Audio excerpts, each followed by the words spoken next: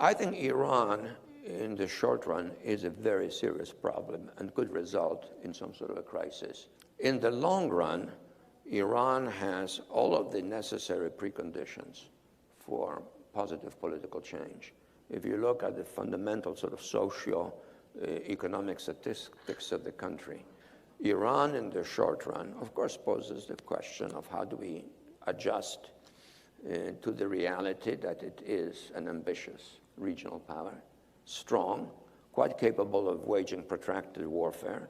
If we were to become engaged, we would probably find our problems in Iraq, Afghanistan, and the Persian Gulf greatly magnified.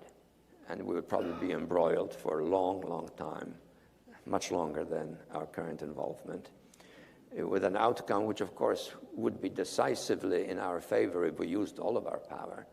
But we wouldn't be able to use all of our power because we are self-limited when it comes to unconventional warfare. Mm-hmm. We cannot, in the context of an unconventional warfare, unleash all of the weapons at our possession and therefore wipe out the enemy, more or less what we did to Japan and to Germany in 1945.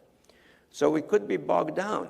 But in the long run, if we don't engage in policies which encourage the fusion of Iranian fundamentalism with Iranian nationalism, then I expect that the theocratic phenomenon in Iran will prove to be transient, that it is almost irrational in its scale. Iran is urbanizing, it is changing, and it is a society in which it has a relatively high number of people in institutions of higher learning. And we saw them on the streets of Tehran more than a year ago when there was the abortive Iranian Spring at work, which unsuccessfully failed. And what is interesting is that there are more women, actually, in Iranian universities than there are men. And the picture of a kind of primitive, totally theocratic Iranian society does not correspond to the realities in the city, in the cities, I should say.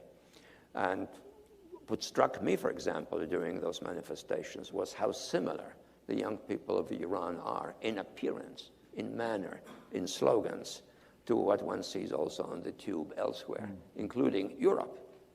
So my expectation is that, in 10 years from now, in 15 years from now, if there is no major eruption in the American-Iranian relationship, Iran will resume what I think is its basic thrust, which is to become a modern power, and it will fulfill, I think, the